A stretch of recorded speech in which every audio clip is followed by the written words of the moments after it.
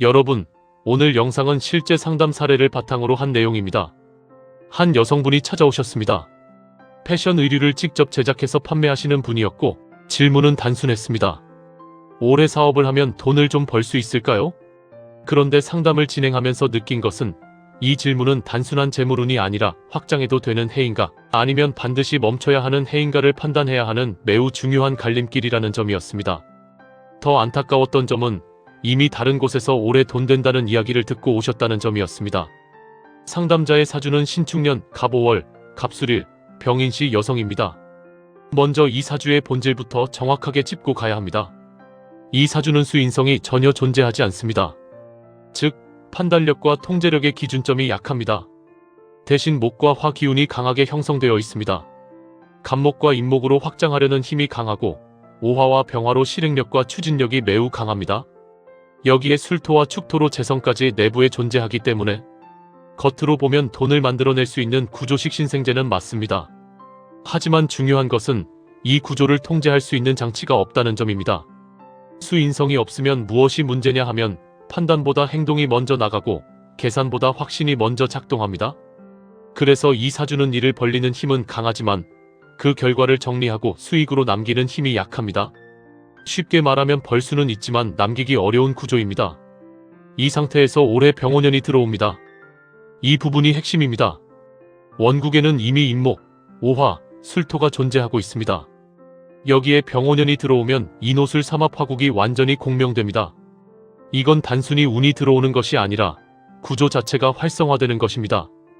이 시기에는 가만히 있는 것이 불가능합니다. 반드시 움직이고 싶어지고 확장하고 싶어지고 더 크게 벌리고 싶어집니다.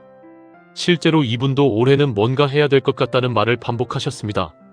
문제는 이 확장이 계획된 확장이 아니라는 점입니다. 수인성이 없는 상태에서 화국이 형성되면 판단 없이 밀어붙이는 형태가 됩니다. 초반에는 매출이 오르는 것처럼 보일 수 있습니다. 실제로 주문이 늘고 반응이 좋아질 수도 있습니다. 그래서 더 확신을 가지게 됩니다. 하지만 그 이후부터가 문제입니다. 물량을 늘리고 제작을 늘리고 비용이 증가하면서 재고가 쌓이기 시작합니다. 그리고 어느 순간부터 돈은 돌지만 남지 않는 상태로 들어가게 됩니다. 이제 불임사 음령관법으로 들어가 보겠습니다. 년지 축토는 결합지이며 조상령, 태아령, 병행령이 작용합니다. 이 자리의 특징은 묶임입니다. 과거의 흐름, 끊어지지 않은 구조, 오래된 방식이 계속 이어집니다. 이분의 경우도 기존 거래 방식과 재고, 운영 방식을 쉽게 바꾸지 못하는 모습이 보였습니다. 문제가 있어도 끊지 못하고 계속 이어가는 힘이 작용합니다. 월지 오화는 해결지이며 애증령과 자살령이 작용합니다. 해결하려는 힘은 강하지만 감정이 개입되면서 더 크게 밀어붙이는 형태가 됩니다. 특히 자살령은 스스로 무너지는 선택을 의미합니다. 문제를 해결하려고 더 투자하고 더 확장하는데 그 선택이 오히려 손실을 키우는 방향으로 작용합니다. 병오년에는 이 오화가 중첩되기 때문에 이 작용이 매우 강하게 나타납니다. 일지 술토는 일령지이며 귀물령과 조상령이 작용합니다. 이 자리의 핵심은 끊지 못함입니다.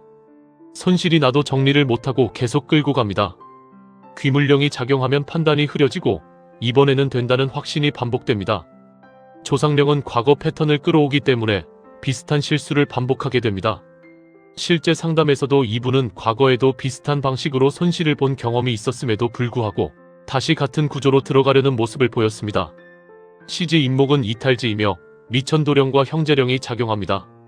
이탈지는 변화와 확장을 의미하지만 미천도령으로 인해 방향이 불안정해지고 형제령으로 인해 재물이 분산됩니다.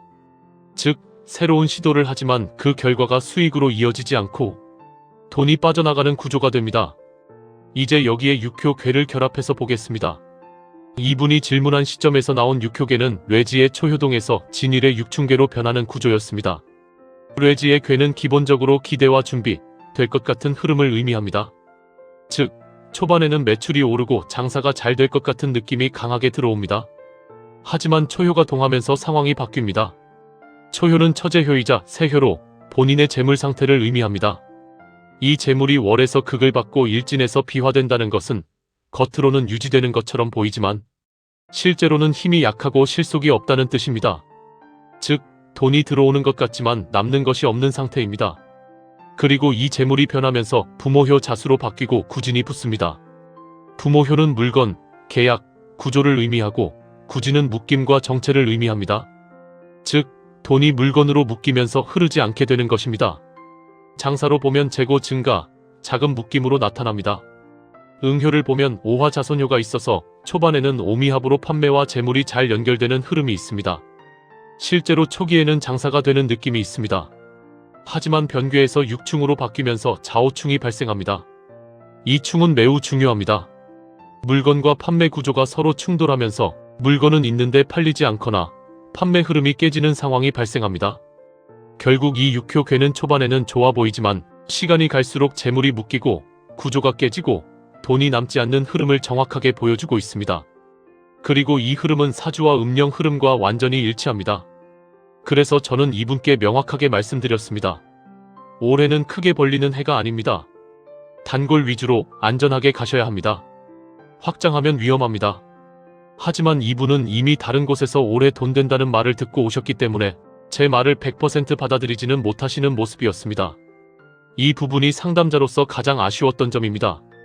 마지막으로 이 사례를 통해 여러분께 드리고 싶은 말씀은 하나입니다.